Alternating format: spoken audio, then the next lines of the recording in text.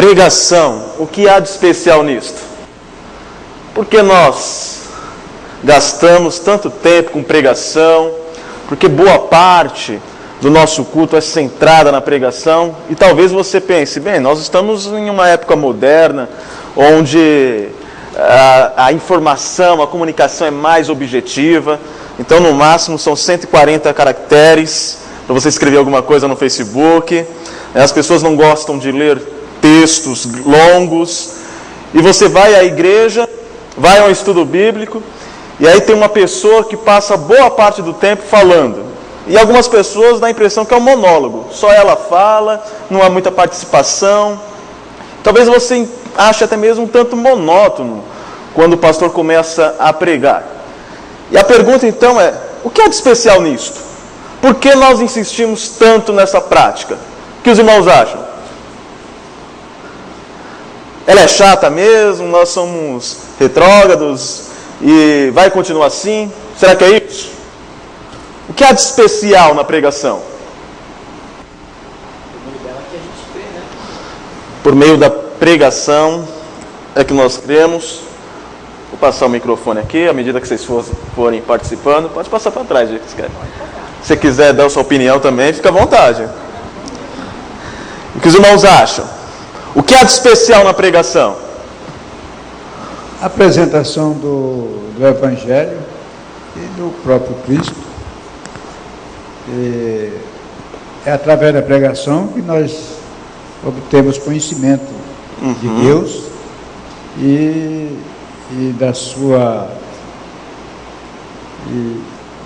do seu plano de salvação para o homem. Ok, muito bem. Alguém mais? O que há de especial na pregação? Por que pregar?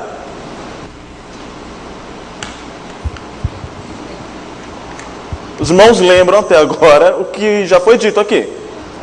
Então foi dito que é um modo de nós conhecermos a palavra de Deus, é um modo de anunciar Cristo, é um modo de aprendermos mais da Bíblia, ok? Bem, se a pregação ela se resume a essas coisas, nós não teríamos outras formas, outros métodos, talvez melhores, então, de anunciar a Cristo, de repassar um conhecimento bíblico. Talvez você não precisasse da pregação para adquirir conhecimento bíblico. Afinal, nós temos bons escritores, bons teólogos, bons livros. Por que não, então, ler um livro? O livro não pode substituir a pregação? Apresentar Cristo. Talvez nós poderíamos apresentar a Cristo por meio de um teatro ou de um debate, ao invés de um culto em que só uma pessoa fala na pregação. Não estaríamos apresentando a Cristo? Sim, a pergunta é: pregação, o que há de especial nisso? Exato.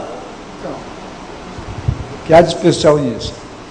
Então, nós colocamos aqui o que nós achamos especial. Não significa que é a única forma de apresentar Cristo. Então vamos trocar. Não é? Não seria melhor? Acho que as pessoas participariam mais. Exatamente, esse é o ponto. O que há de especial na pregação? Os irmãos disseram, olha, é uma forma de apresentar a Cristo, de nós adquirirmos conhecimento. Ok, mas há meios que parecem que são mais dinâmicos, mais participativos. Não é? Por que não, então, trocar? A questão é justamente essa.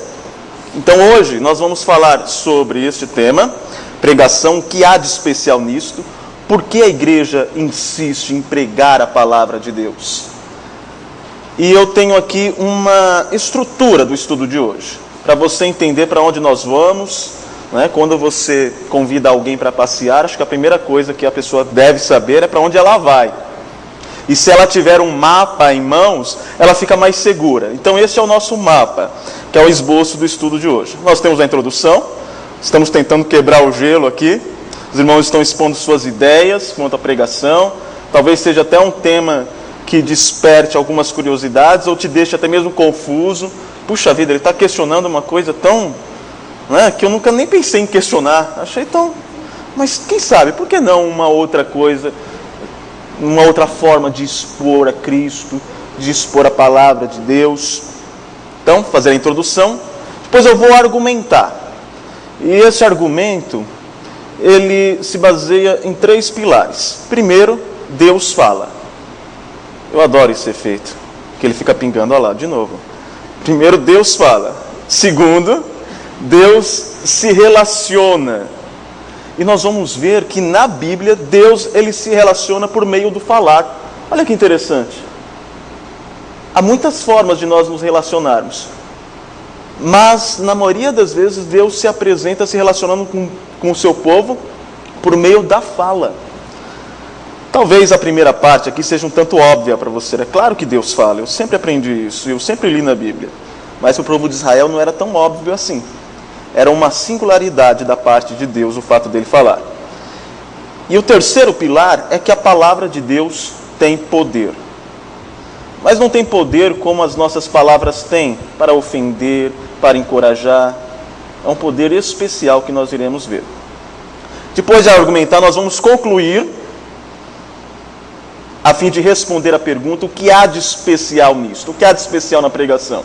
E depois de concluirmos, nós vamos discutir essa conclusão. Como que isso se aplica à minha vida? Como isso se aplica à vida do pastor e como isso se aplica à minha vida? Será que diante da pregação somente o pastor tem responsabilidade nela? E se eu tenho uma responsabilidade na pregação, qual é? Se eu não prego. Ok? E aí eu gostaria que vocês usassem mais da sua participação no finalzinho para nós discutirmos. E até mesmo escreva a sua pergunta para nós debatermos ao final, tá bom? Ok. Eu me baseei, não totalmente, mas boa parte num livro que eu estou lendo, que é esse que está aí na tela. O nome do livro é Pregue, subtítulo, Quando a Teologia Encontra-se com a Prática. Quando a teologia da pregação se encontra na prática. O livro foi escrito por Mark Dever e Greg Gilbert, é da editora Fiel. Vamos ficar em pé, vamos louvar ao Senhor com o hino de número 3. Ao som do instrumento, louvemos a Deus. Hino de número 3.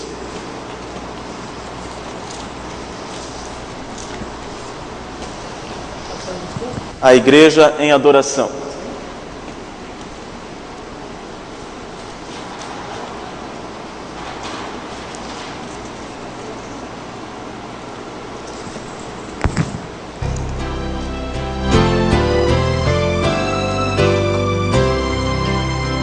Eterno Pai, teu povo congregado, humilde entoa o teu louvor aqui, no dia para o culto reservado, com esperança olhamos para ti, Deus Santo, livre, ó grande Deus,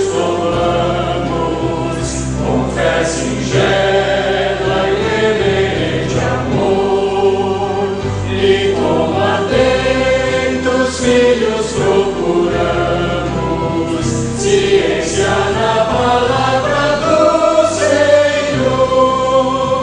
Jesus aos teus benditos pés sentados, queremos teu conselho receber, sendo por ti mesmo doutrinados, de mais em mais na santa fé crescer, louvo os seus encargos retirados, queremos descansar em ti, Senhor, mirando os ricos bens entesourados, na plenitude do teu vasto amor. Ensina o teu Espírito divino, que ensina aos teus Espírito divino, dissipa as trevas desses corações, e com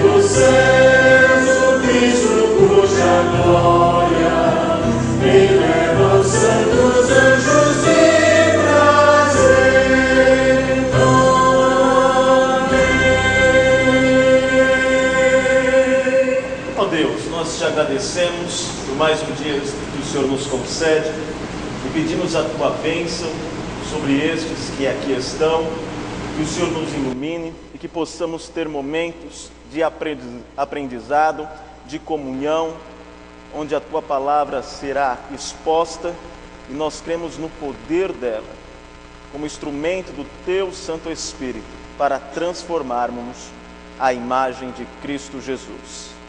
Ó Pai, nós pedimos que tudo que seja feito aqui seja para a honra e glória do teu santo nome e edificação do teu povo. É no nome santo de Jesus Cristo, a palavra encarnada, que nós oramos. Amém. Pode se assentar. Há alguma parte neste hino que faz referência à exposição da palavra, à pregação? Sim, né?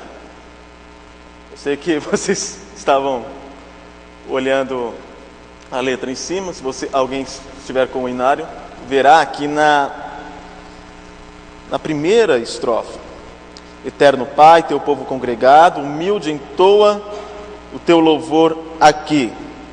A segunda, na verdade: aos teus benditos pés sentados, queremos teu conselho receber, e sendo por ti mesmo doutrinados, de mais em mais na santa fé crescer. Repare que o autor do hino, ele entende que na exposição da palavra, ele está sendo doutrinado por quem? Pelo pregador? Por ti mesmo, doutrinados. Nós somos doutrinados pelo próprio Deus através da exposição da palavra. E por meio da exposição, da pregação da palavra, nós, o que o hino diz? Crescemos em graça, crescemos em conhecimento de Cristo Jesus.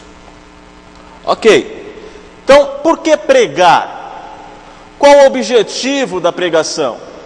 Por que não substituir a pregação por atividades mais dinâmicas, mais interativas na hora do culto, mais participativas e até mesmo curtas? Spurgeon, ele tinha uma frase muito interessante. Ele dizia assim, que a apatia estava por todos os lados, que ao ouvir uma pregação, ninguém que ouve está preocupado se aquilo é bíblico. O que ele mais se preocupa é quanto tempo vai durar. Quanto mais curto, melhor.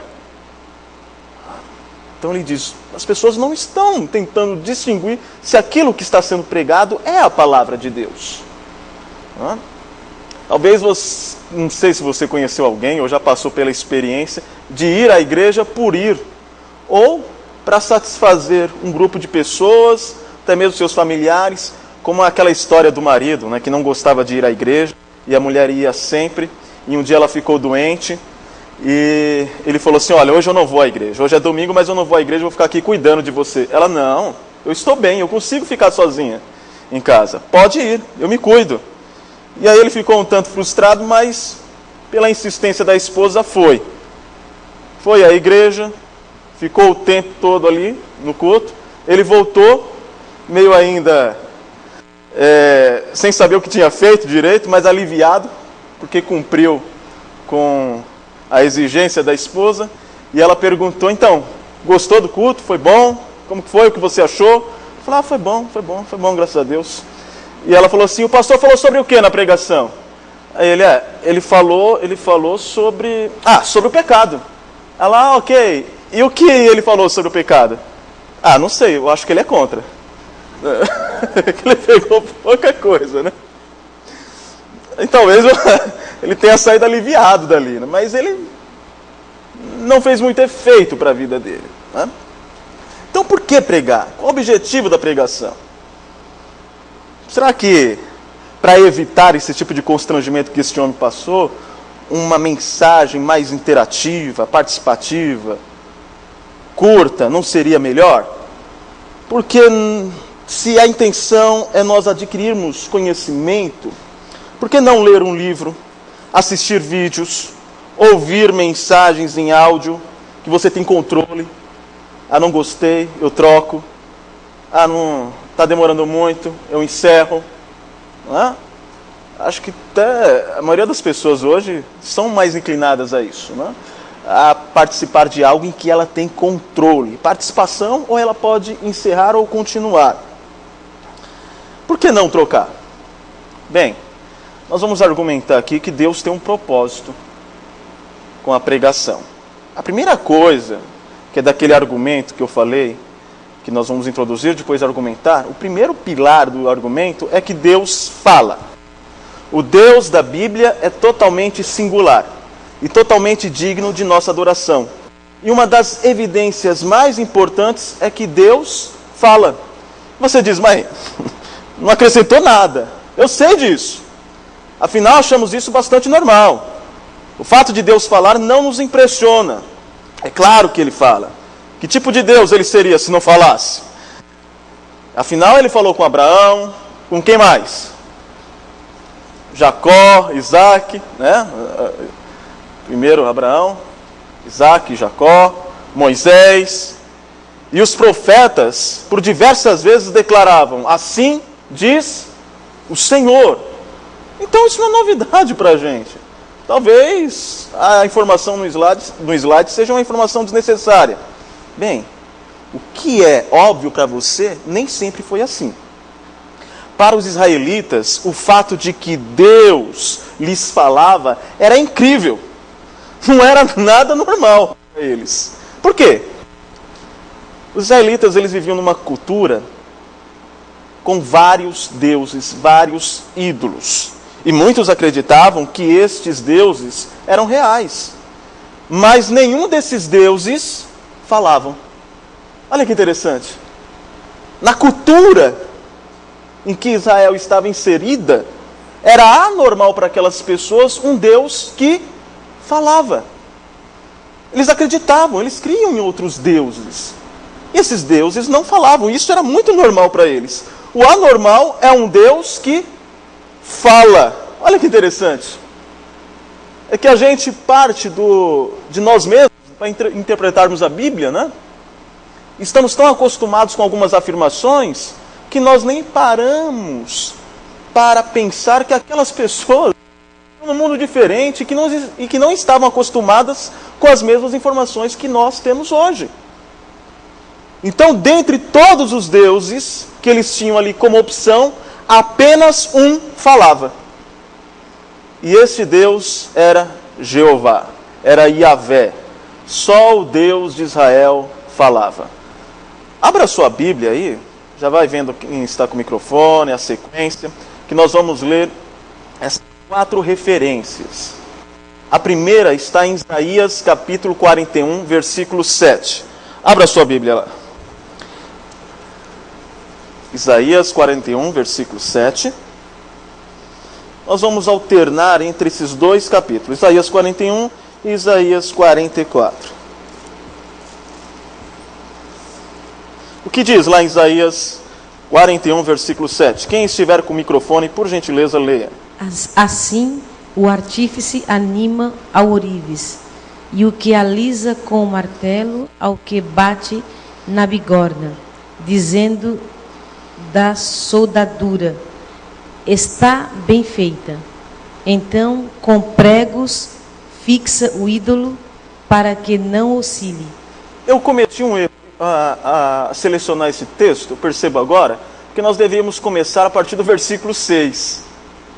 A senhora pode ler de novo, a partir do versículo 6? 6 e o 7, por favor. Um ao outro ajudou, e ao seu próximo disse, sê forte.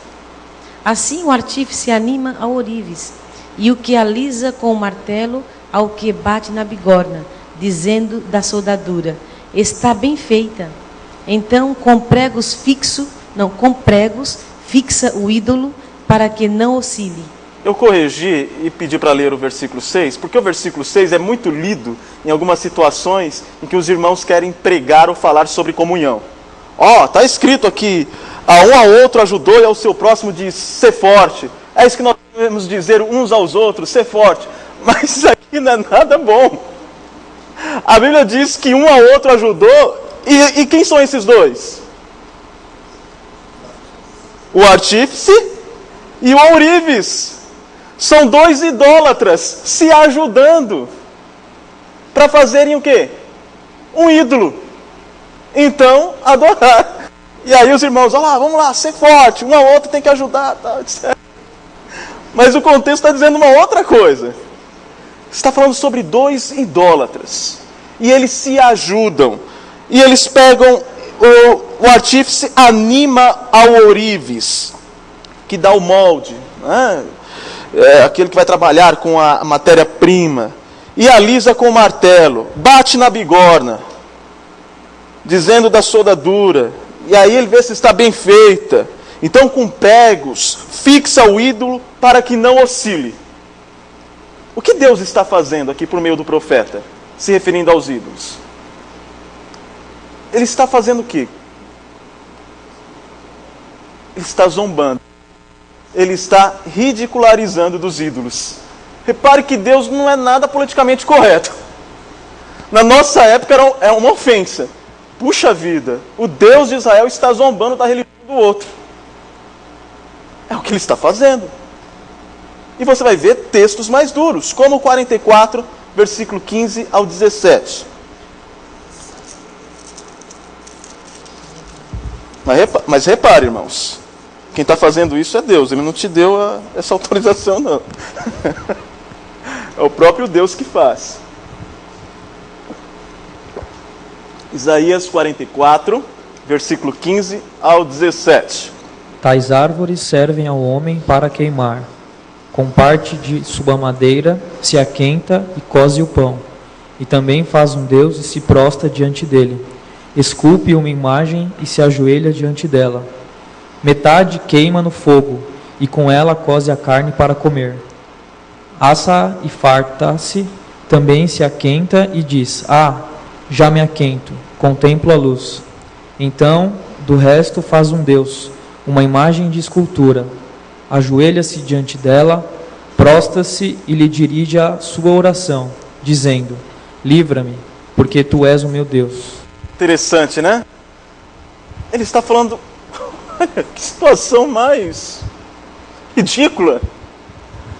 De uma árvore, ele esculpe e faz um ídolo. Com o que sobra, ele usa como lenha para se alimentar. E aí aquela outra parte, ele vai, esculpe, deixa bonitinho, monta um ídolo, se ajoelha diante desse ídolo e diz o quê? Livra-me, porque tu és o meu Deus. Mas espera aí, isso é criação sua. Deus está dizendo da origem dos deuses e como isso é absurdo. Ele fala aqui das origens. Agora vamos voltar para o capítulo 41, versículo 21 e 24. Apresentai a vossa demanda, diz o Senhor. Alegai as vossas razões, diz o rei de Jacó. Trazei e anunciai as coisas que hão de acontecer. Relatai as profecias anteriores, para que atentemos para elas e saibamos que se cumpriram, ou fazei-nos ouvir as coisas futuras. Até o 22? Até o 24. 24. Anunciai-nos as coisas que ainda hão de vir, para que saibamos que sois deuses, fazeis bem ou mal, ou fazeis mal, para que nos assombremos e juntamente o veremos. Eis que sois menos do que nada, e menos do que nada é o que fazeis. Abominação é quem vos escolhe. Deus está se dirigindo a quem? A quem? Aos israelitas? Alguém mais?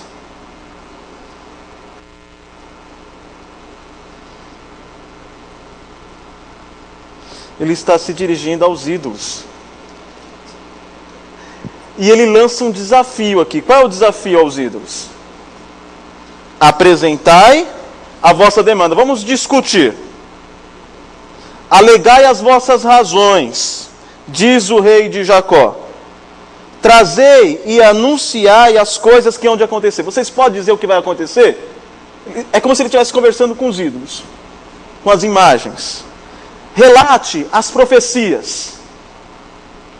Para quê? Para que atentemos para elas e saibamos que se cumpriram. Fazei-nos ouvir as coisas futuras. Anunciai-nos as coisas que ainda hão de vir, para que saibamos que sois deuses. Se vocês são deuses, então, imagens, diga o que vai acontecer. Falem. Perceberam o desafio? Qual é o desafio, então? Que eles falem. O desafio é: falem, discutam, converse, dialogue comigo, se vocês são deuses. E qual é a conclusão deste desafio? Os ídolos não podem falar. O Deus de Jacó, o rei de Jacó, é um Deus totalmente diferente. Agora volte lá para o 44 e leia o versículo 6 e 8. 44, versículo 6 a 8. Assim diz o Senhor, Rei de Israel, seu Redentor, o Senhor dos Exércitos. Eu sou o primeiro e eu sou o último, e além de mim não há Deus. Quem é como eu, feito predições desde que estabeleci o meu antigo povo? Que o declare e o exponha perante mim. Que esse anuncie as coisas futuras, as coisas que hão de vir. Pode ler o versículo 8 também. Não vos assombreis, nem temais. Acaso, desde aquele tempo, não vou-lo fiz ouvir? Não vou-lo anunciei? Vós sois as minhas testemunhas. Há outro Deus além de mim? Não, não há outra rocha que eu conheça. O que faz de Deus distinto em relação aos deuses? Aos ídolos? Segundo este texto. Qual é a distinção? Antes, o versículo anterior, o texto anterior, é que ele lança um desafio aos deuses, não é? Falem, discutam, reajam, respondam, anunciem sobre o que vai acontecer, profetizem. Eles não reagem. E como esse Deus se apresenta agora no capítulo 44? Eu sou o único. Eu sou o primeiro e o último. E eu faço o quê? O que distingue esse Deus dos demais? Eu faço predições. Eu anuncio as coisas que vão acontecer, as coisas futuras. Não se assombre. Ou seja, o Deus que fala me causa temor, me assombra. Porque nenhum Deus que eu conheço, nenhum ídolo fala. E ele diz: não se assombres. Desde aquele tempo, não vou-lo fiz ouvir, não vou-lo anunciei. Ou seja, eu sou um Deus que fala com vocês desde a antiguidade. Desde o início de tudo eu já falava. Deus, não há outro Deus além do Deus de Israel. E o que prova isto? É o fato que ele, e somente ele, falou. Deus anunciou ao seu povo, desde a antiguidade, o que estava por vir. E se alguém mais reivindicasse ser Deus, deveria o quê? Falar. Coisas que eles não faziam.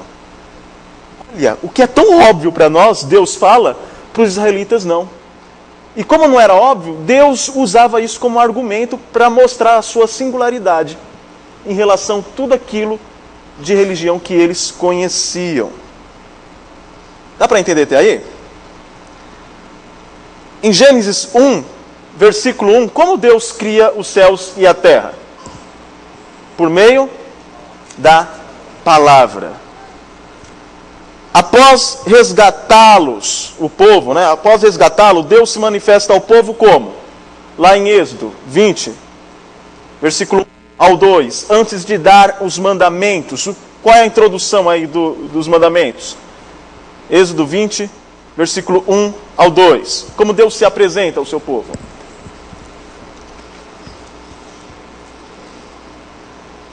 Pode ler.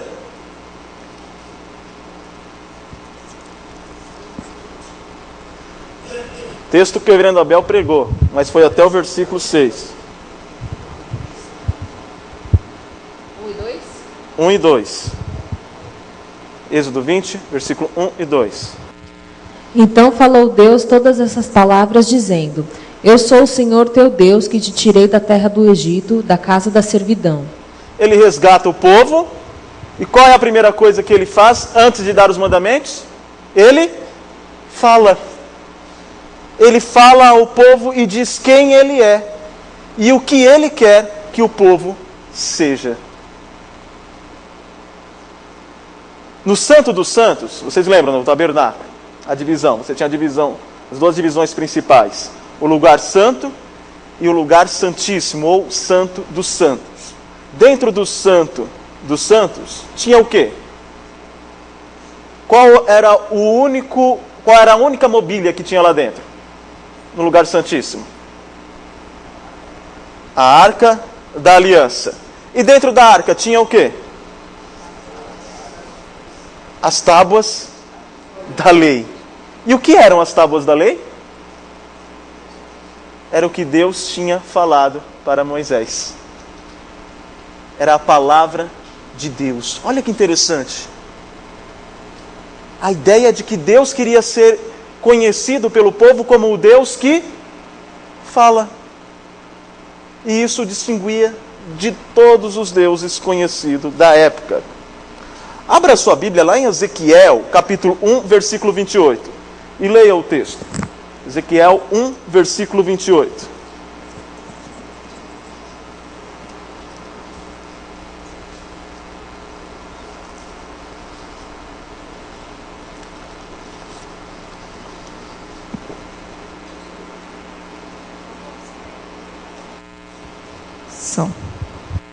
Como o aspecto do arco que aparece na nuvem do dia da chuva, assim era o aspecto do resplendor em redor. Este era o aspecto da semelhança da glória do Senhor. E vendo isso, caí com o rosto em terra e ouvi uma voz de quem falava.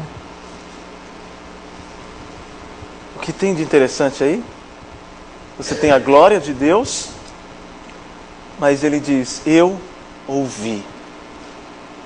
Ele é um Deus que fala. Ele falou diretamente comigo. Então o que nós até mesmo, não, o termo não é banalizar, mas a gente acha muito óbvio, nem para entender isso. Para os israelitas era algo assombroso. Nós temos um Deus que fala conosco. Isso assusta. Porque nenhum outro Deus faz isso. Deus fala. Você percebe? O Deus da Bíblia seria conhecido por seu povo não primariamente pela vista, e sim pelo som. Eles ouviriam a palavra de Deus, ainda que não pudessem ver a face dele. E eles saberiam que ele é o Deus que fala. E a Bíblia mostra que Deus já falava desde o início, lá na criação, com Adão e Eva. O mais admirável não é tanto que eles viam, mas que ouviam e conversavam com o Senhor. A criação, antes do pecado, é o paradigma de como Deus quer que as coisas sejam. E a ideia é que Deus quer se relacionar por meio da fala, da conversa. A primeira lição que nós já tivemos até aqui é que Deus fala. E a segunda é que o falar de Deus indica relacionamento. Ao criar Adão e Eva, Deus se relacionava com ambos por meio da fala, da conversa. Deus conversava com Adão, Deus conversava com Eva, Deus conversava com o casal. E o que acontece na queda? Primeiro entenda a queda, dentro dessa perspectiva do falar de Deus. Em última análise, a rejeição da palavra de Deus definiu a rebelião do casal. Vocês entendem isso? Em última análise, a rejeição da palavra de Deus definiu a rebelião do casal. Como? Deus disse o quê? Comam de tudo, mas da árvore que possui o fruto do conhecimento do bem e do mal, vocês não comem dessa. Então a queda se deu pelo fato de que eles recusaram o que Deus disse. Por quê? Por causa da serpente. E a serpente fez um ataque direto naquilo que o casal tinha ouvido. Olha lá em Gênesis capítulo 3, versículo 1. Olha como a serpente tenta Eva. Leia lá, por gentileza.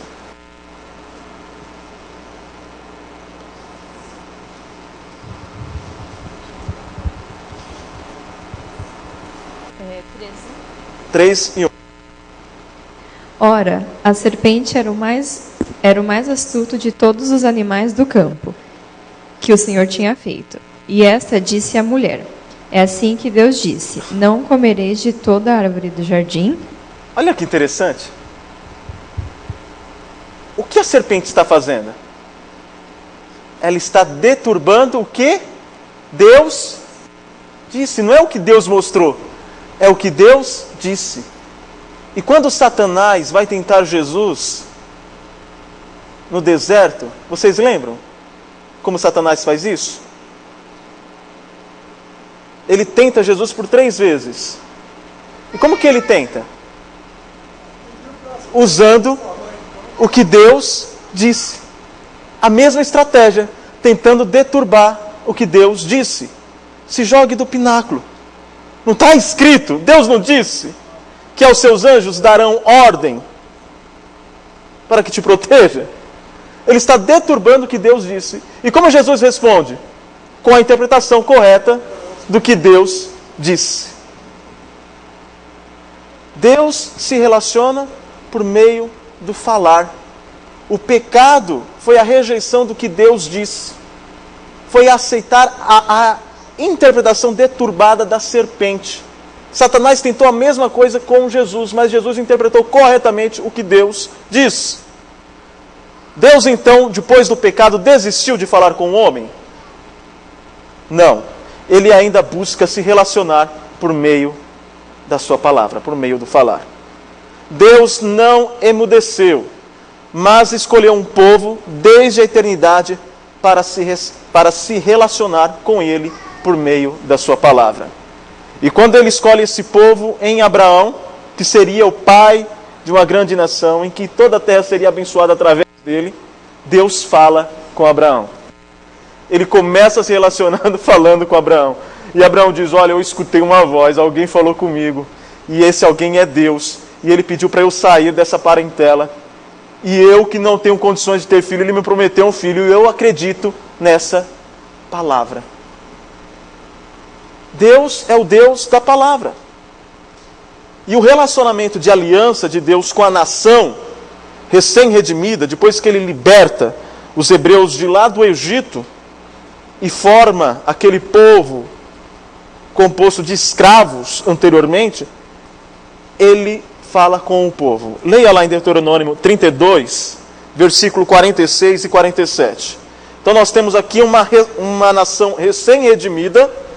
Eles eram escravos, agora são livres. Deus os libertou por meio de Moisés. E é uma nação recém-constituída. E o que acontece lá em Deuteronômio 32, versículo 46 ao 47?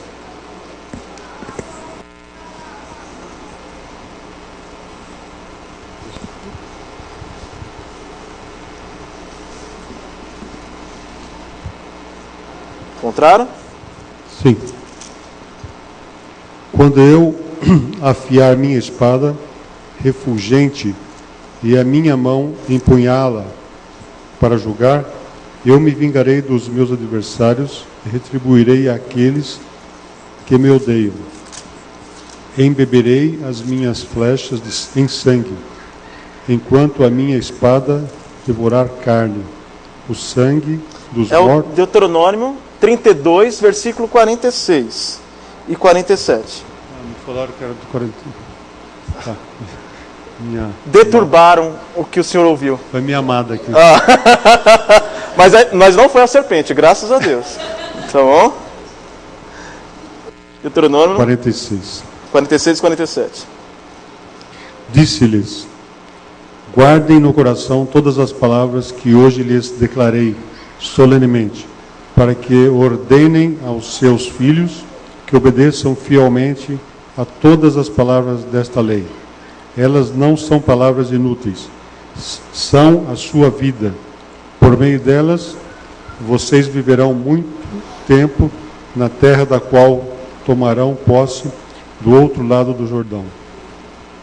Um dos primeiros contatos com essa nação recém-libertada, recém-redimida, recém-constituída, Deus fala com o povo. E o que Ele fala? Me escutem mais. Aplicai ao coração todas as palavras que eu disser.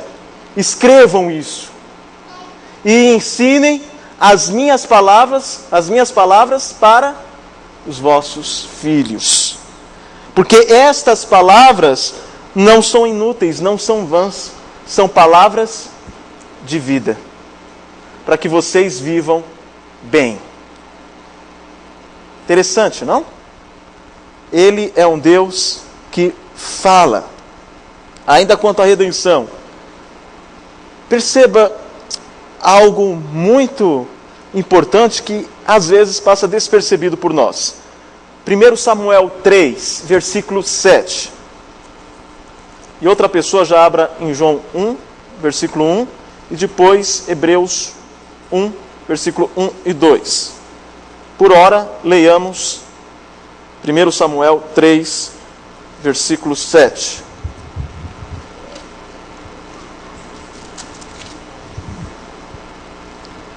Porém, Samuel ainda não conhecia o Senhor, e ainda não lhe tinha sido manifestada a palavra do Senhor. Até aí. Samuel o quê? Não conhecia o Senhor. E a sequência diz, porque a palavra não tinha sido manifestada. Logo, como nós conhecemos o Senhor? Por meio da sua palavra. A palavra de Deus, o falar de Deus indica relacionamento. O conhecemos por meio da palavra. Não é algo místico. É por meio da palavra. E se há uma experiência que você teve com Deus diferente das demais, obviamente ela não foi desassociada da palavra. O seu crescimento se deu por meio da palavra. O seu conhecimento em relação a Deus foi aumentado por meio da exposição da palavra. Você mudou a partir do momento que você absorveu a palavra. A maior revelação de Deus aos homens foi por meio do verbo, da palavra, que é Jesus. O que diz lá em João, capítulo 1, versículo 1?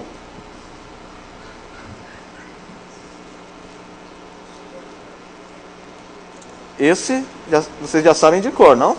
No princípio era a palavra, e a palavra estava com Deus, e a palavra era Deus. Ou o verbo. E o que diz o versículo 14? E a palavra se fez carne e habitou entre nós. Vimos a sua glória, glória como a do unigênito do Pai, cheio de graça e verdade.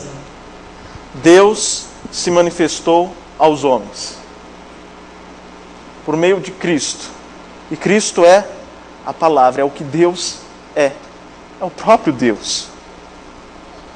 Hebreus 1, versículo 1 ao 2.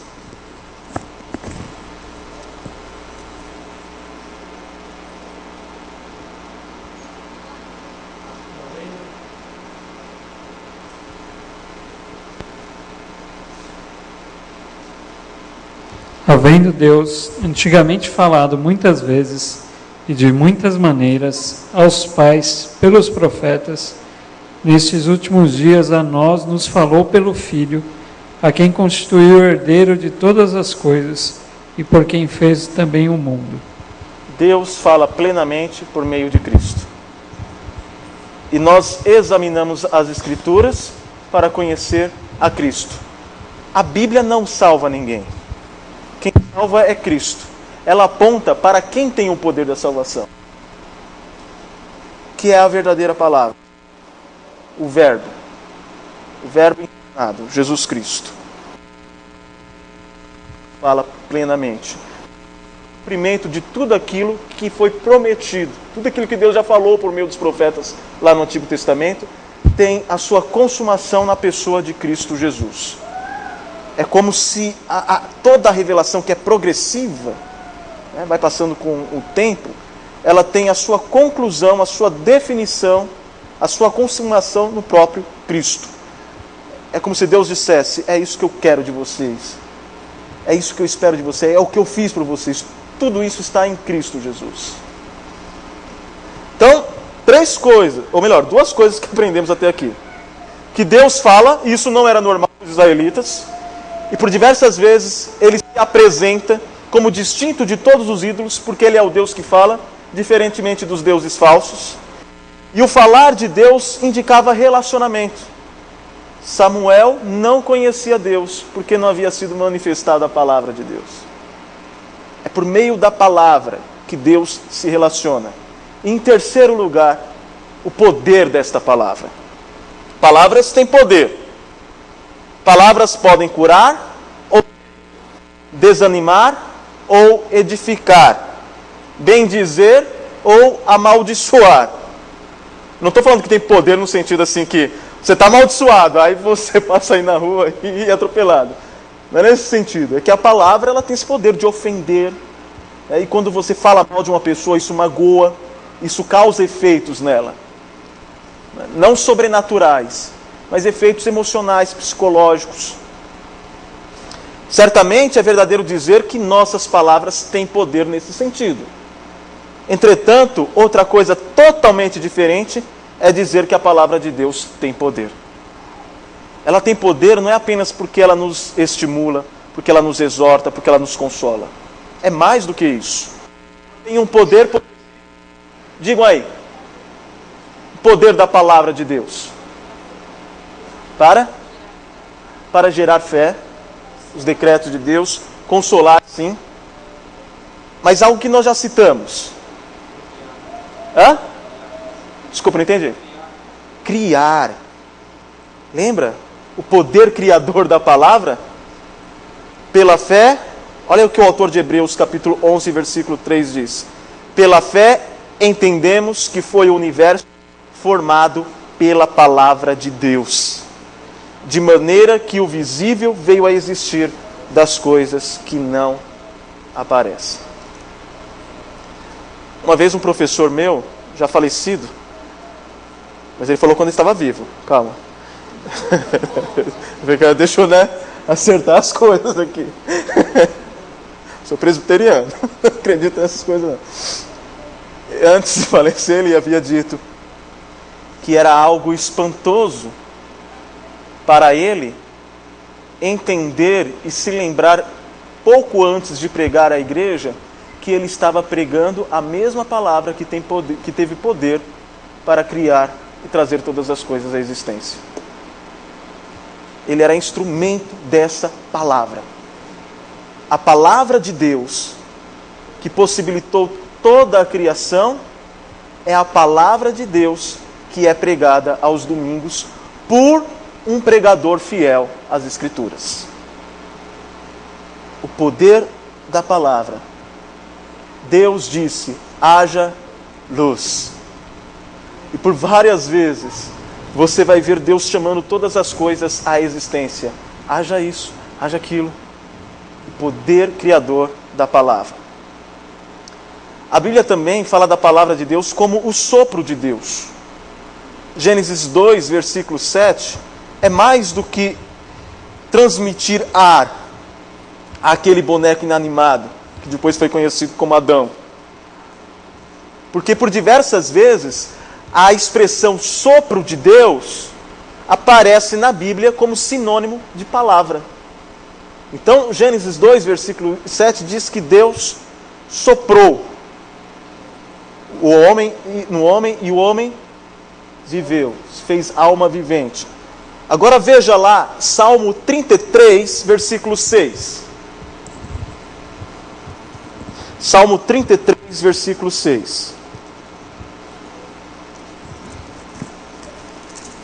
Pela palavra do Senhor foram feitos os céus e todo o exército dele pelo sopro da sua boca. Ok. Os céus, por sua palavra, se fizeram, e pelo sopro de sua boca, o exército deles. Este texto é um paralelismo. E o que é o paralelismo? Era um estilo literário judaico em que eles diziam a mesma coisa de forma diferente. Então aqui é um paralelismo que nós chamamos sinonímico, de sinônimo. Ele diz a mesma coisa, com duas formas diferentes. Os céus, por sua palavra, se fizeram. Ok? E pelo sopro de sua boca, o exército deles. Por diversas vezes, nós lemos a expressão o exército dos céus, se referindo aos astros e às estrelas. Então, a ideia aqui é a mesma. O sopro de Deus é a mesma coisa de palavra. Agora leia Isaías 11, versículo 4 ao 5. Vamos seguir essa sequência que está aqui. Isaías 11, 4 ao 5. Depois, 2 Tessalonicenses, capítulo 2, versículo 8. O terceiro texto, a terceira referência, Apocalipse 19, versículo 11 e versículo 15. Depois, 19, versículo 21. Quando chegar no Apocalipse, eu vou falando onde tem que ler, tá bom? Isaías 11, versículo 4 ao 5.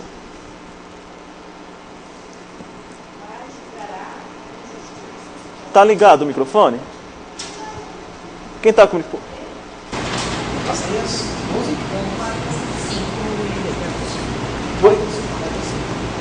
Antes julgará com retidão e carinho todos os necessitados, com justiça tomará decisões em favor dos pobres, usará a sua palavra como se fosse um cajado, ferirá a terra e com o sopro da sua boca exterminará os ímpios.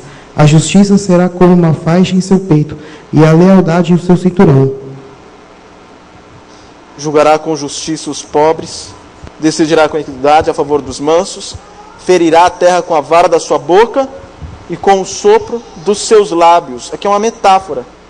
A ideia aqui de ferir a terra com o sopro dos seus lábios não está apenas indicando o poder de Deus, que com o sopro ele tem o poder de ferir. Não, é que os seus decretos, a sua palavra é a base para ele fazer justiça, para ele julgar. Os povos serão julgados com base na sua palavra, no seu sopro. E a ideia de soprar também está interligada com inspiração, com aquilo que ele inspirou que os profetas escrevessem. Os povos, os ímpios, serão julgados com base num livro legal, que é a própria palavra de Deus. Um juiz, ele não julga a partir de códigos da lei? Deus irá julgar os povos e os ímpios com base no seu código moral, que é a palavra, que por muitas vezes aparece como um sopro. Agora, 2 Tessalonicenses 2, versículo 8. Então será revelado o perverso, a quem o Senhor Jesus matará com o sopro de sua boca, e destruirá pela manifestação de sua vinda. Outra vez, mostrando algo similar. A ideia de Deus jogando a maldade no anticristo pelo poder da sua palavra, pela inspiração da palavra, pelo código moral que ele inspirou. Apocalipse 19, versículo 11. Vi o céu aberto e eis um cavalo branco. O seu cavaleiro se chama Fiel e Verdadeiro, e julga e peleja com justiça. Ele julga e peleja com justiça. Versículo 15. Sai da sua boca uma espada afiada, para com ela ferir as nações, e ele mesmo as regerá com cetro de ferro, e pessoalmente pisa o lagar do vinho do furor da ilha do Deus Todo-Poderoso. Será que isso aqui é em sentido literal? Que Deus vai ferir as nações com a espada na boca, assim? Balançando para tudo que é lado? Será que é isso que está acontecendo? Sabe aquela coisa de pirata aqui, né? Eles estão subindo no navio e ele coloca a faca, a espada entre os dentes. Será que é assim que Deus vai julgar os povos? Não, isso é simbólico. O que ele está dizendo é que ele vai julgar os povos por meio da espada que sai da sua boca, que é a sua palavra usada para a condenação. Lembre-se que o Evangelho, ele é cheiro de vida e cheiro de morte. Cristo é pedra angular de apoio para os que creem e pedra de tropeço para quem não crê. A palavra tem o poder, é o instrumento de Deus para chamar os eleitos à salvação, mas também para condenar. Por meio da palavra, muitos serão salvos, porque ela aponta a Cristo, mas por meio da palavra, muitos serão condenados, porque ela aponta os pecados. Versículo 19 ao 21. Ainda do... Eu vi a besta e os reis da terra com os seus exércitos congregados para pelejarem contra aquele que estava montado no cavalo e contra o seu exército. Mas a besta foi aprisionada e com ela o falso profeta, que com os sinais feitos diante dela seduziu aqueles que receberam a marca da besta e eram os adoradores da sua imagem. Os dois foram lançados vivos dentro do lago de fogo que arde com enxofre. Os restantes foram mortos com a espada que saía da boca daquele que estava montado no cavalo. E todas as aves se fartaram das suas carnes. Deus irá julgar aqui a besta, o anticristo, com base na sua palavra, a espada que sai da sua boca. Então repare, nós temos o poder criacional da palavra, mas também o poder para julgar. O ministério de Jesus destaca o poder da palavra de Deus. Ela tem poder de curar e dar vida. Nós temos ali a cura do servo do centurião. Vocês lembram dessa passagem? Do centurião? Ele estava com um servo doente. Ele falou, Senhor, meu servo está doente. E aí Jesus disse, tudo bem, eu vou lá. O que o centurião diz? Sob a tua palavra, meu servo há de ser curado. Assim como eu dou ordem aos meus criados, eu sei que você, como tem autoridade, sob a tua palavra ele será curado. E ele é curado. A filha do chefe da sinagoga, lá no capítulo 5 de Marcos, mas se você for para o capítulo 4, você tem lá, a partir do versículo 31, se eu não me engano, você tem a tempestade. Lembra da tempestade que assola os discípulos que estavam ali no barco, no mar da Galileia? E o que acontece quando Jesus é acordado? Jesus acorda e faz o quê? Ele levanta a mão, ele fala e o mar e a tempestade emudece. E aí quando ele chega a outra margem, tem um homem endemoniado. E o que ele diz? Sai, ele repreende. E os demônios deixam aquele homem. E aí por fim, nessa sequência, você tem a filha do chefe da sinagoga, que Jesus demora a chegar, quando chega ela está morta. E o que Jesus faz por ela? Pega na mão e diz, Talita, cumi. Menininha, levanta. E aquela que estava morta, ressuscita. Por causa do poder da palavra de Jesus. E Lázaro? A coisa mais anormal seria alguém em frente a um túmulo, aí no cemitério da Vila Formosa, disser, fulano, levanta daí. Ele vai estar louco, não é? O morto não... até o Felipe achou engraçado. O morto não pode atender, não pode obedecer, mas o poder da palavra de Jesus. Lázaro, sai. As antigas traduções é, sai para fora. Vocês lembram? Acho que é corrigida, né? Lázaro, sai para fora, vai sair para dentro. Lógico. Lázaro, vem para fora. E aquele que estava morto atende o poder da palavra de Deus. A Bíblia ensina uma verdade maravilhosa para nós. Abra sua Bíblia lá em Ezequiel 37. Acompanhe a leitura, eu vou ler esse texto. Ezequiel 37, do versículo 1 ao 14. Esse é um texto muito conhecido. Quando eu era mais novo, eu não gostava dele, porque eu era muito magro. E toda vez que pregavam na igreja sobre a visão do vale de ossos secos, os meninos faziam piadas. Eu sofri bullying dentro da igreja, né? Não era só na escola, não. Muito magro. Eles diziam que eu andava com pedra no bolso para o vento não levar. Veio sobre mim a mão do Senhor, E ele me levou pelo Espírito do Senhor e me deixou no meio de um vale que estava cheio de ossos. E me fez andar ao redor deles. Eram muito numerosos na superfície do vale e estavam sequíssimos. Então me perguntou: filho do homem, acaso poderão reviver estes ossos? Respondi: Senhor, Senhor Deus, tu o sabes. Disse-me ele: profetiza a estes ossos e dize-lhes: ossos secos, ouvi a palavra do Senhor. Assim diz o Senhor Deus a estes ossos: eis que farei entrar o Espírito em vós e vivereis. Porei tendões sobre vós, farei crescer carne sobre vós estenderei pele e porei em vós o Espírito e vivereis e sabereis que eu sou o Senhor. Então profetizei segundo me for ordenado. Enquanto eu profetizava, houve um ruído, um barulho de ossos que batiam contra ossos e se ajuntavam, cada osso ao seu osso. Olhei e eis que havia tendões sobre eles, e cresceram as carnes, e se estendeu a pele sobre eles, mas não havia neles o Espírito. Então ele me disse: profetiza ao Espírito, profetiza ao Filho do Homem, e diz-lhe: assim diz o Senhor Deus, vem dos quatro ventos, ó Espírito, e assopra sobre estes mortos, para que vivam. Profetizei como ele me ordenara, e o Espírito entrou neles, e viveram, e se puseram em pé, um exército sobremodo numeroso. Então me disse: filho do homem, estes ossos são toda a casa de Israel.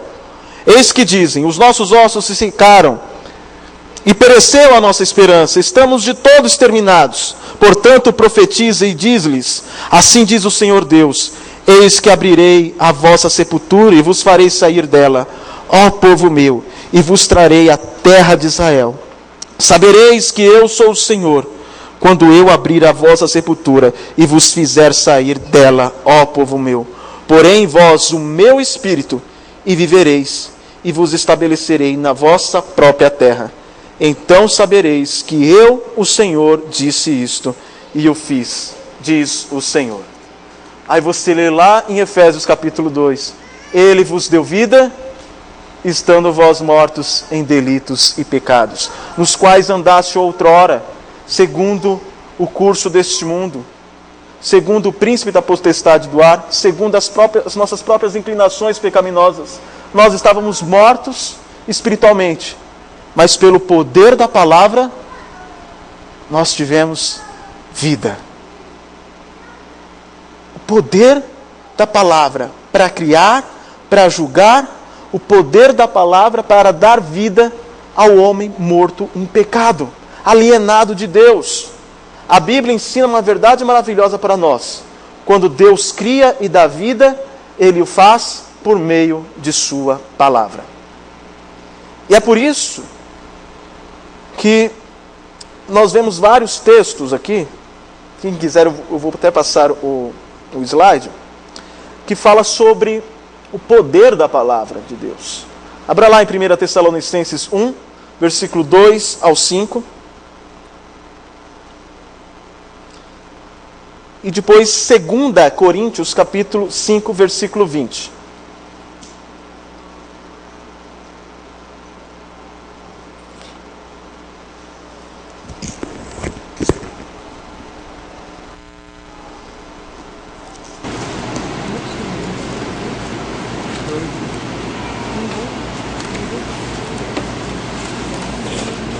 Primeira Tessalonicenses 1, versículo 2 ao 5.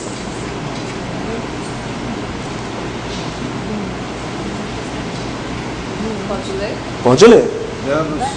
Ah, tá com o microfone. Não, ele está. Obrigado. Pode ler. Damos sempre graças a Deus por todos vós, mencionando-vos em nossas orações e sem cessar, recomendando-vos diante do nosso Deus e Pai, da operosidade da vossa fé, da abnegação do vosso amor e da firmeza da vossa esperança em nosso Senhor Jesus Cristo. Até onde? Até o versículo 5. Reconhecendo irmãos amados de Deus, a vossa eleição, porque o nosso Evangelho não chegou até vós tão somente em palavra, mas, sobretudo, em poder no Espírito Santo e em plena convicção, assim como sabeis ter sido o nosso procedimento entre vós e por amor de vós. Ok. Falando que não foi uma palavra, não foi um discurso qualquer.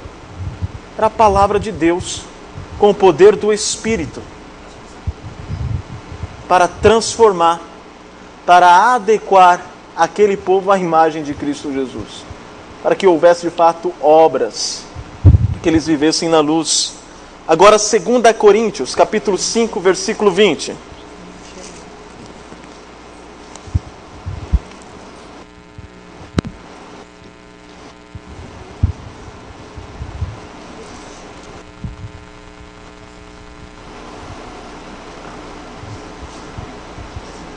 Segunda Coríntios 5, versículo 20.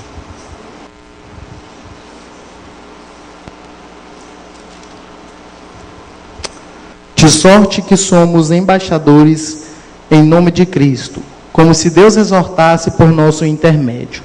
Em nome de Cristo, pois, rogamos que vos reconcilieis com Deus. Eles são embaixadores, os apóstolos, aqueles que pregam a palavra, embaixadores de Cristo. E o que eles fazem? O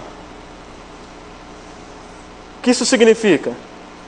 Como se Deus exortasse por nosso intermédio. Um instrumento da palavra poderosa de Deus para exortar através do pregador. Então, se eu voltasse a você, aquela primeira pergunta que nós fizemos, pregação, o que há de especial nisto? Você teria respostas para isso até agora? Sim ou não? Quais seriam? Pode falar, Patrícia. Passa o microfone para ela, por favor. Para ela ficar famosa na internet, ser ouvida. Agora ficou vermelha, né? Vai lá, você consegue. Estava ligado já. É a instrumentalidade dos servos de Deus, de falar em nome de Deus, né? Como você disse. Sim. O próprio Deus falando através dos homens. Sim. E vocês lembram dos 3 pilares da argumentação? Deus fala. Ele se apresenta como Deus que fala. Isso o distingue de todos os ídolos. Era assombroso para o povo de Israel. Por meio do falar, Deus se relaciona. Samuel não conhecia Deus porque a palavra não havia sido manifestada. Deus se relaciona por meio da palavra. Ele falava com Adão. Ele não emudece depois da queda. Ele nos redime por meio da sua palavra, instrumento para nos levar a Cristo. E em terceiro lugar, o poder desta palavra. O mesmo poder que foi usado na criação, que será usado para julgar os ímpios por meio da palavra, é o poder que dá vida espiritual àqueles que estão mortos em pecados e delitos. A palavra de Deus é poderosa. Isso já nos é suficiente, irmãos, para nós virmos ao culto e escutarmos a pregação com reverência. Teve uma vez, eu fui muito, talvez, mal educado, né? Mas aqui eu já estava tão cansado de algumas reclamações insistentes. E alguém disse assim, está demorando. Eu também concordo que... Eu até procuro ser mais objetivo na exposição da palavra, eu concordo com isso. É que seria difícil para qualquer irmão passar 1h30 ouvindo, né, a pregação, 2 horas. Para outras pessoas não. Ok, eu concordo com isso, que tem que ter que tem que ter um bom senso, parte do pregador, né? Mas eu sempre ouvia muito isso, tal, etc. Que o culto hoje, que falaram muito, tal. Teve um dia que eu falei para a pessoa assim, ok, vamos combinar? Eu vou dar ouvido a tudo que você disser, eu já estou ouvindo, mas eu vou fazer um esforço maior ainda para seguir as suas exigências se você me responder uma pergunta. Se você não conseguir, eu facilito para você. A última pregação foi baseado em qual texto? Não, peraí. Como assim? Não.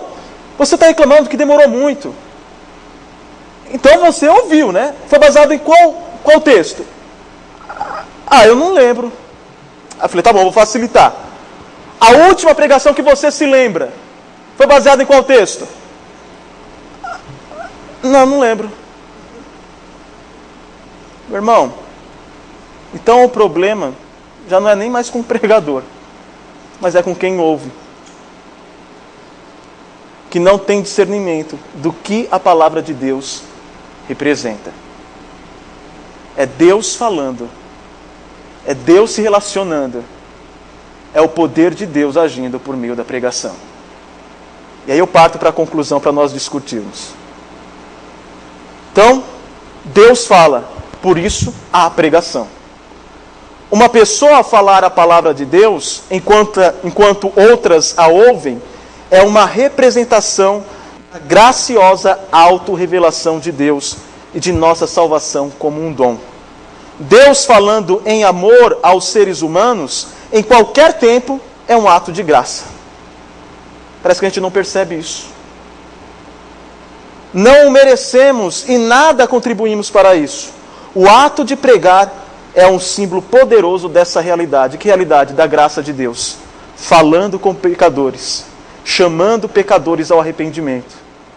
Nós deveríamos ver a pregação como uma expressão da graça de Deus, de um Deus que procura se relacionar conosco, de mostrar o caminho. É um Deus que não nos desampara, que não emudece, que não deixa que sigamos os nossos caminhos tortuosos. Deus se distingue por meio do falar. E por meio do falar, Ele se relaciona graciosamente com seus escolhidos.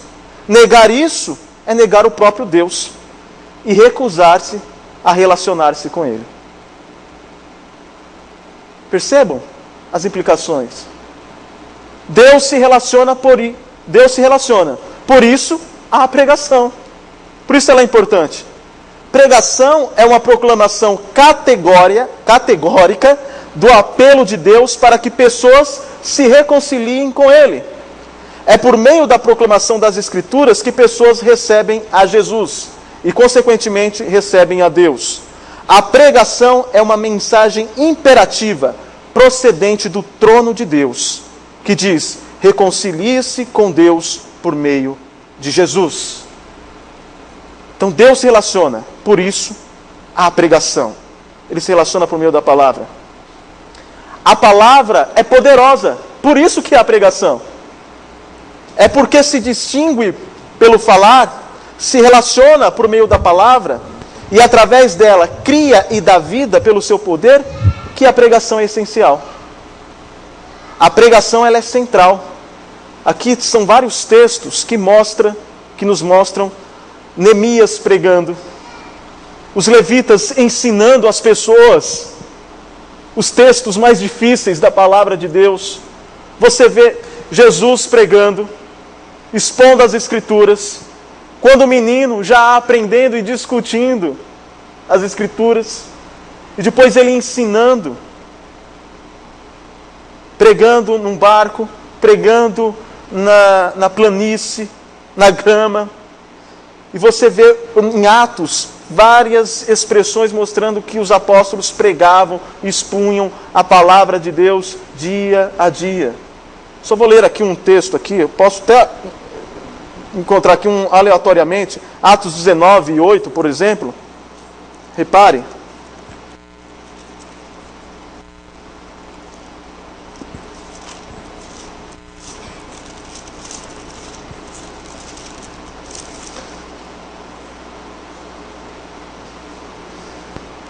Durante 3 meses, Paulo frequentou a sinagoga, onde falava ousadamente, dissertando e persuadindo com respeito ao reino de Deus. Durante 3 meses, pregando a palavra. Porque Deus fala. Deus fala por meio das Escrituras. Deus se relaciona por meio da palavra. Deus age poderosamente por meio da palavra. Chegamos então na prática.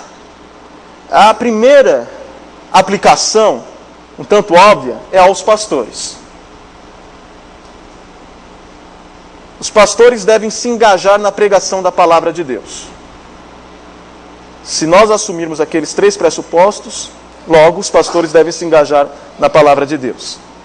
Aqueles que presumem falar em nome de Deus, fazem ao assegurarem-se de que o dizem é o que Deus diz. Expor a palavra de Deus é, conforme a Bíblia, o alvo de todo profeta e pregador de Deus, do Senhor. Lá em Jeremias 14, versículo 14 ao 15, Deus vai falar para o profeta que outros profetas estavam falando coisas que Deus nunca disse. Vamos ver? Jeremias 14, versículo 14 ao 15. O segundo texto que eu vou ler, se alguém já preparar aí, é bom, está lá em Atos 6, versículo 2. Atos 6, versículo 2. Mas agora vamos ler aí Jeremias 14, versículo 14 ao 15. Alguém leia. Disse-me o Senhor: os profetas profetizam mentiras com meu nome. Em meu nome. Nunca os enviei, nem lhes dei ordem, nem lhes falei. Visão falsa, adivinhação, vaidade e o engano do seu íntimo são o que eles os profetizam. Portanto, assim diz o Senhor acerca dos profetas que, profetizando em meu nome, sem que eu os tenha mandado, dizem que nem espada, nem fome haverá nessa terra. A espada e a fome serão consumidos esses profetas. Deus ele está dizendo assim: tem profeta dizendo que eu nunca disse. Tem profetas dizendo coisas boas, que eu não tenho coisas boas para vocês. Eu estou irado com vocês. Tem profetas pregando lencinho que cura, flor, rosa, coisas boas, prosperidade. Mas eles não falam em meu nome, ainda que o digam. Então, o primeiro ponto é, se há um pregador, se há um pastor, se ele entende que a palavra de Deus ela é poderosa, Deus se relaciona, Deus fala, ele deve falar aquilo que Deus disse. Não pode vir da sua mente, por mais intencionado que ele esteja, por melhor intencionado que ele esteja. Ele tem que ser fiel ao que a palavra diz. Daí a necessidade de estudar, de se dedicar, de orar. Não pode ser qualquer um. Os pastores devem se engajar na pregação da palavra de Deus. Segundo, a segunda implicação sobre isso? Precisamos entender que o sermão é o centro da responsabilidade do pastor. O centro da responsabilidade do pastor é o sermão, é a pregação. Se fôssemos honestos, deveríamos admitir que quase todas as demais coisas poderiam ser feitas por outros líderes qualificados da igreja. Mas o principal ensino da igreja é a tarefa específica do pregador, além de ser a necessidade central da igreja. Ou seja, a ideia é que o ensino da igreja é uma tarefa específica que deve ser desempenhada pelo pregador. Irmãos, quais são as implicações disso? É que às vezes, eu não digo por Vila Formosa, mas já vi algumas igrejas assim. O pastor ele pinta a igreja, ele visita, ele carrega cimento, ele paga a conta, ele corre atrás de ata, que tem que registrar tudo, tal. E aí ele deixa de lado a principal tarefa, que é estudar, porque se ele se propõe a pregar, ele tem que saber o que Deus diz, e expor a palavra fielmente. E a Bíblia diz que aquele que se afadiga, né, lá em Timóteo, que se afadiga no ensino da palavra, este é digno de honorários, de dobrados honorários. Ou seja, deve ser pago, bem pago para isso. Para se dedicar totalmente ao ensino e à exposição fiel da palavra. Que se afadiga, se não se afadiga, não tem nem que receber. E às vezes a gente até se queixa, né? O pastor não foi visitar. É bom que o pastor vá visitar, lógico. mas essa não é a principal tarefa. Com base no quê? Atos 6, versículo 2. Quem abriu aí? Acho que acabou a bateria. Acabou? E os 12, convocando a multidão dos discípulos, disseram: não é razoável que nós deixemos a palavra de Deus e sirvamos às mesas. Vocês lembram desse texto? Você percebe aí uma discussão, a dificuldade na administração, no repassar dos recursos financeiros às viúvas, e aí essas demandas são levadas aos apóstolos. E qual é a decisão dos apóstolos? Versículo 2: então os 12 convocaram a comunidade dos discípulos e disseram: não é razoável que nós abandonemos a palavra de Deus para servir às mesas. Eles não estão dizendo assim, a obra social não é importante, deixa para lá. Não, eles estão dizendo, nós fomos chamados especificamente para o quê? Ensinar a palavra a outras pessoas capacitadas por Deus para cuidar dessa demanda. Nós, porém, vamos nos dedicar à palavra e à oração. Por quê? Porque a principal tarefa do pregador, do pastor, é se afadigar no estudo e no ensino da palavra. E às vezes a igreja não compreende isso. E não é uma cobrança chata ao pastor, é uma falta de entendimento do que significa a pregação da palavra na igreja. Agora, para fecharmos, aos membros. Como nós aplicamos tudo isso aos membros? Os membros devem se engajar na pregação da palavra de Deus. Como? Mas eu não prego, pastor, tudo bem, eu entendo que ele tem que se engajar. Que tipo de engajamento se espera dos membros quanto à pregação? Mark Dever, que escreveu esse livro, cadê o livro? Está aqui. Esse livro aqui, que eu mostrei no início, ele diz: talvez nós, como pregadores, deveríamos ser mais exigentes para com os nossos ouvintes, em vez de irmos ao encontro deles onde estão. Em sua medida de atenção devastada por internet, retalhada por televisão, de 140 caracteres apenas, quase decepada. Está dizendo assim, o gosto das pessoas hoje é pautado, é moldado pela mídia, né? A mídia exige isso, que você seja mais objetivo, 140 caracteres, a internet é muito rápida, etc. E aí a pessoa vem à igreja, ela se sente, não é assim no Facebook, não é assim, sabe? Eu queria uma coisa mais dinâmica, tá? E aí o pastor pode ser levado por isso e tentar amoldar a pregação a essa demanda que não é legítima da igreja. Ele falou assim, não, o pastor tem que ser exigente com a congregação e esperar a paciência da congregação. A congregação tem que entender isso. É a minha forma de mim, eu como membro, é a minha forma de me engajar na pregação, é ouvir Deus falando pacientemente. Há uma história de um velho ministro puritano, que foi um dos membros da Assembleia de Westminster, que pouco antes dele morrer, ele já estava velho, cansado, ele foi interrompido no meio do sermão, poucos dias, né, antes da morte, e quando ele estava pregando, lá na igreja de St. George, um homem rude gritou em voz alta para ele: levante a voz, pois não posso ouvi-lo. Coitado, já velho, ia morrer daqui a alguns dias, né? E ele respondeu: levante os ouvidos, pois não posso falar mais alto.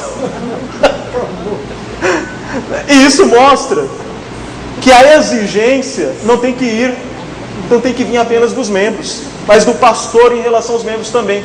Ouçam a palavra de Deus, se esforcem para isso também.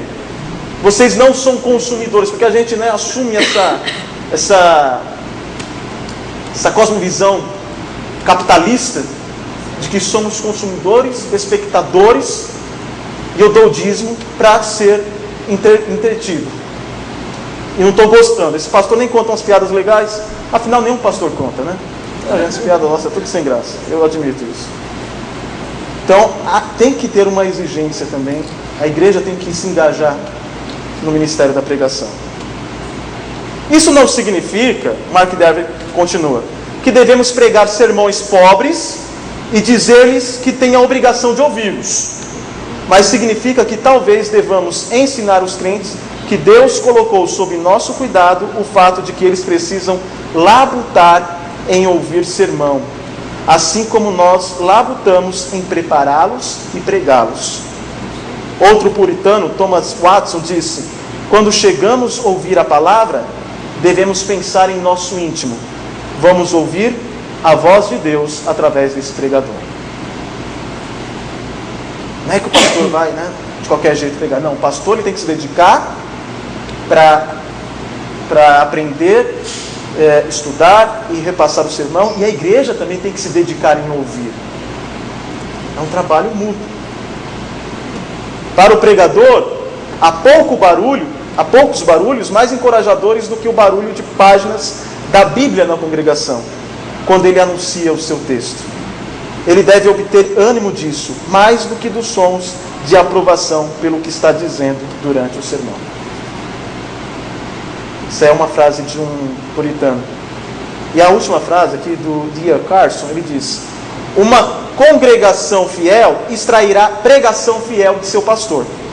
Em sentido oposto, é muito difícil preservar como um mestre fiel da palavra de Deus para uma congregação que não quer que a Escritura lhe seja ensinada. Ou seja, um pastor fiel não seria estimulado, não se sentiria estimulado numa igreja que não está preocupada em ouvir a pregação fiel da palavra de Deus. Em certa medida, as congregações têm um pregador que merecem. Coitado de vocês. Porque pregar, falo por mim, não pelo reverendo Maurício. Porque pregar é um processo de mão dupla.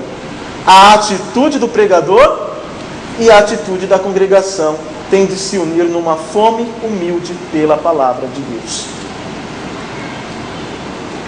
Vocês não podem ficar de braços cruzados na hora da pregação.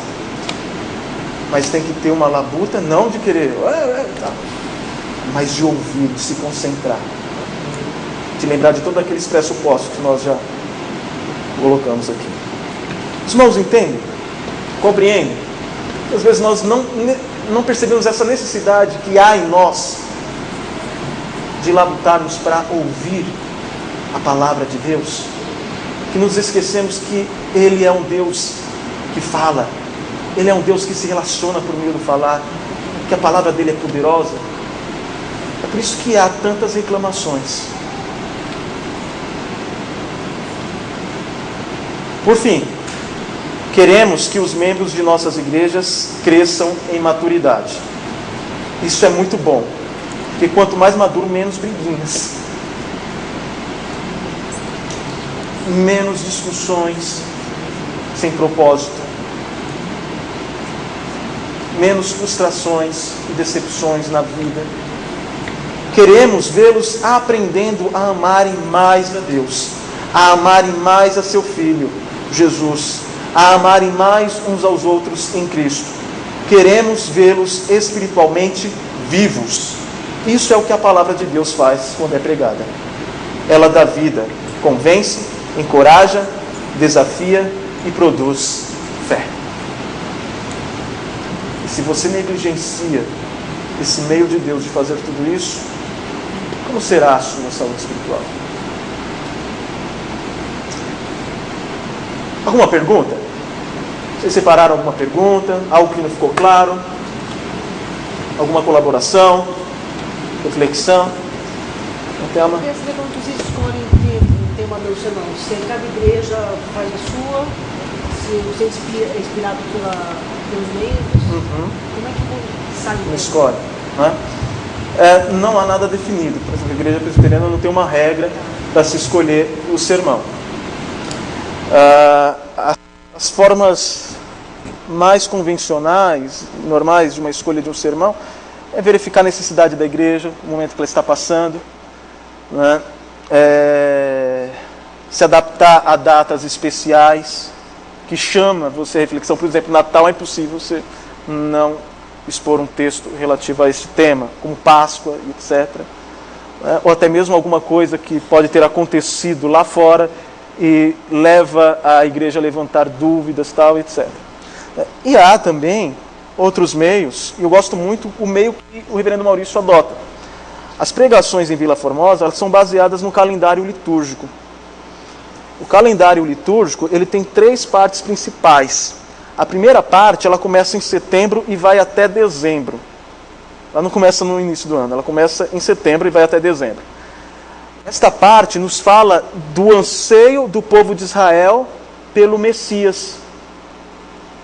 Então, nós lemos o texto e, a partir da leitura e do estudo, percebemos qual era o problema que estava sendo tratado e como esse problema seria resolvido com a vinda do Messias. Descobrir qual é a mensagem para aquela época. Depois de descobrir qual é a mensagem para aquela época, eu tento adaptar à realidade da igreja. Não é? Em dezembro, o que acontece? O Messias chega, Natal.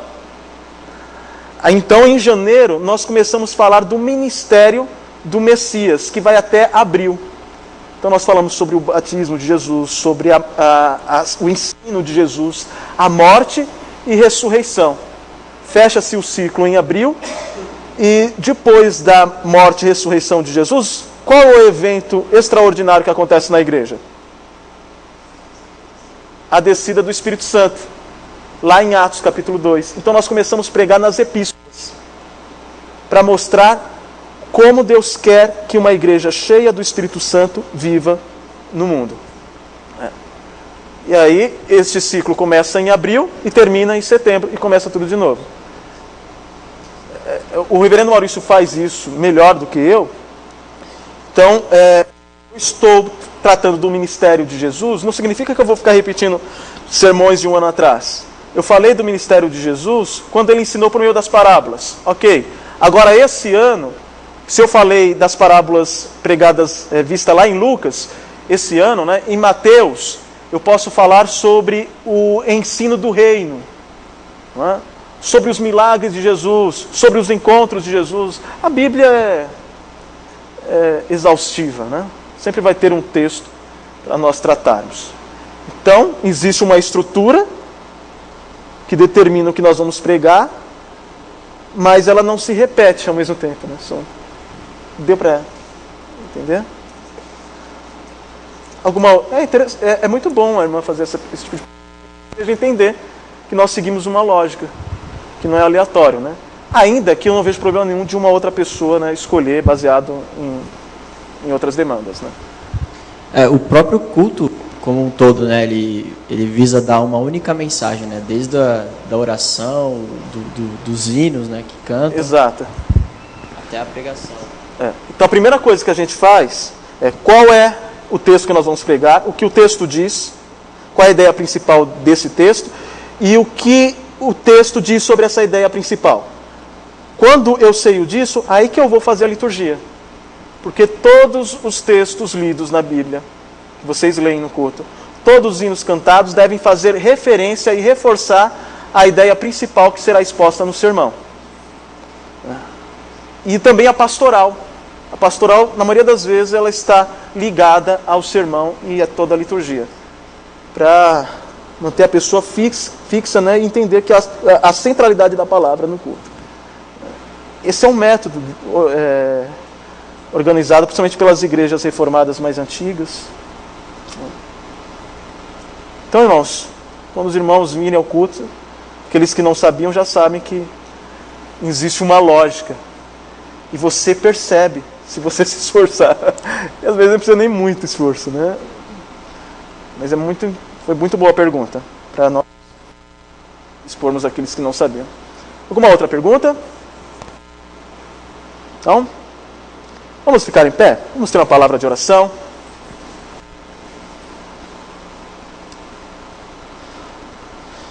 Bendito sejas, ó Deus. Louvamos-te, pois Tu és um Deus que fala.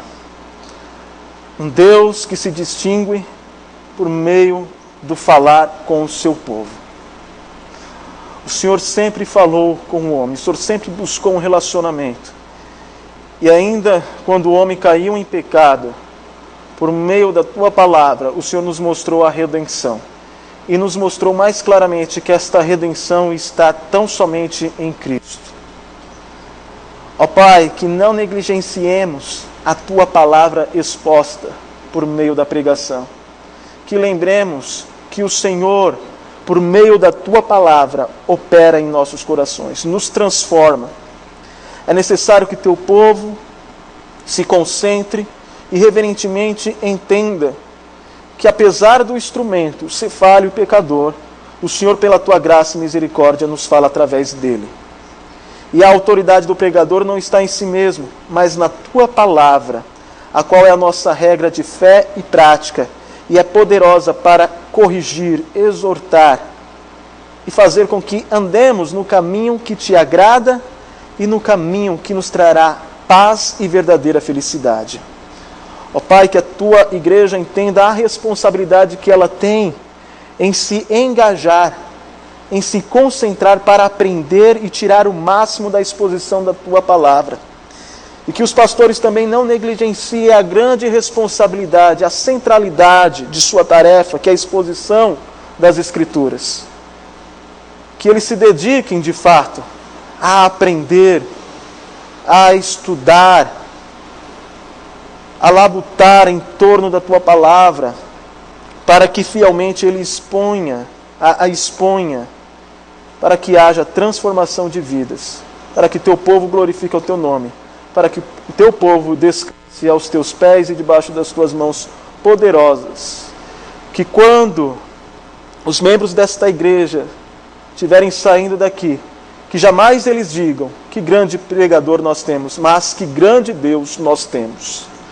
Ó Pai, que a tua igreja se sinta feliz, esperançosa e disposta a ouvir a tua voz por meio da pregação fiel das Escrituras. Leva-nos em paz, Senhor, aos nossos lares. Nos guie e dê um resto de semana abençoado por Ti, para a glória e honra do Teu santo nome. Em nome de Jesus Cristo, nosso Senhor e Salvador, oramos. Amém.